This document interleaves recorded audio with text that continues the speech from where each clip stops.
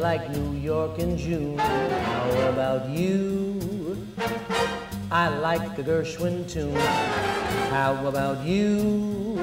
I love a fireside when a storm is due. I like potato chips, moonlight, and odor drips, how about you? The process for making records for me, I'm always a year ahead of myself. I'd done a gig with the Clayton Hamilton Jazz Orchestra.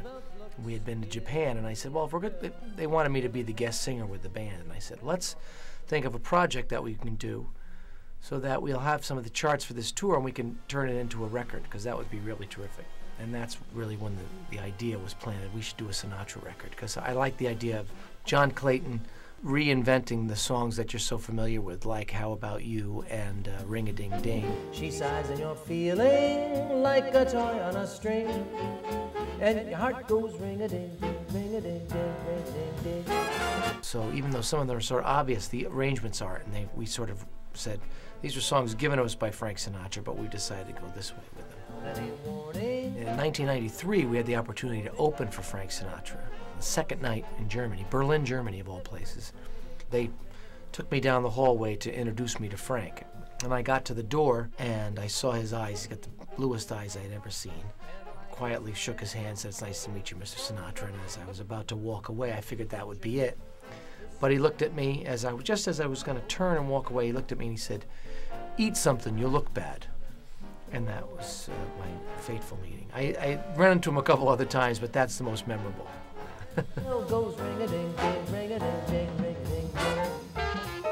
The thing that makes Sinatra so unique is really his interpretive power, the way that he could sing a song about loss and really feel it. He could act a song out and make you feel like he was the loneliest guy in the world, or he was the angriest, or he was looking for a girl, you know. And that's all a part of what makes him unique, was the way that he could act out a song and make you believe that emotion at that time.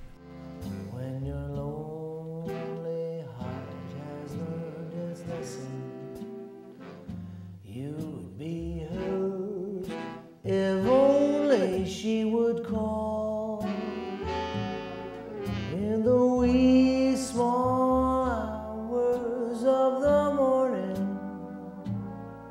That's the time you miss her most of all.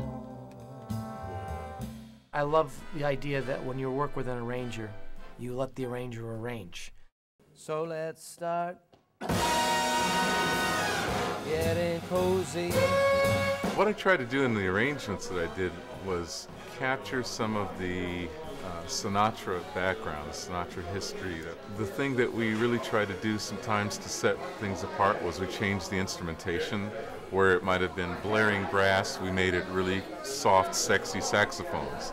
Another time it might have been the opposite. We did some things where I re-harmonized things, where the original harmonies that the composer or Nelson Ribble, the arranger, or Quincy Jones, the arranger, used, I came up with a completely different set of harmonies behind John Pizzarelli.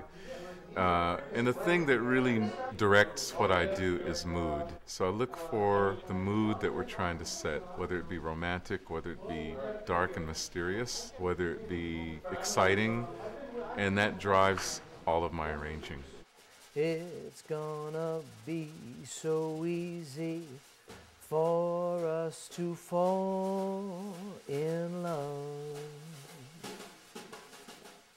This is a really exciting project for me because I get to have fun with my background and do something different with the music that I grew up listening to. And I love John's musicianship because not only does he sing, he also plays guitar, he also plays jazz solos.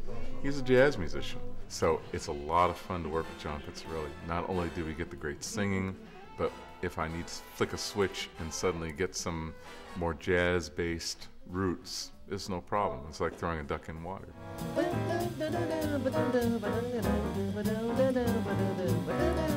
I wanted to be around guys that my father was around, because he had such a good time with them. When he had Zoot Sims over, they were laughing and having a great time and playing jazz. And I thought my only way to get to meet these guys is to speak their language, is just play their songs. And in our house growing up, there was always a guitar on the couch. So if you wanted to sit down, you had to move the guitar. The kid was hanging around the house, and he was tripping over all my guitars. I said, pick one up and play it. And that's what he did. And I just started to figure out what to do on it. And then I met John and Jeff on a gig that my dad brought me on in Colorado, the Dick Gibson Jazz Party. And that was the first time I met Jeff Hamilton and John Clayton. And it's really a thrill all these years later that now we're making records together, and to see where we've all gone in our careers since then. It's been really interesting. It's like having your best friends around you all the time, and that's what this date feels like. John Pizzarelli's a great friend. Bucky is a great friend. I've known him for a long, long time. John Clayton and I met when we were 18, 19 years old, and so you just are gathering your best friends year after year, making great records, and this happens to be the lineup card for this particular record. I'm really glad that we were able to pick songs from, you know, all the eras of Sinatra, in a sense, and my favorite ones. When you hear it, you'll see the list of songs maybe and go, oh, they're doing the same old Sinatra songs, but it's today to hear all these things and go, you know what, this is such not the same old Sinatra record. It's the best musicians in the world, one of the great arrangers in the world, and everybody at the top of their game. It's really magical to sit behind this microphone and sing these songs. It's just because we're creating something new, and that's what it's all about.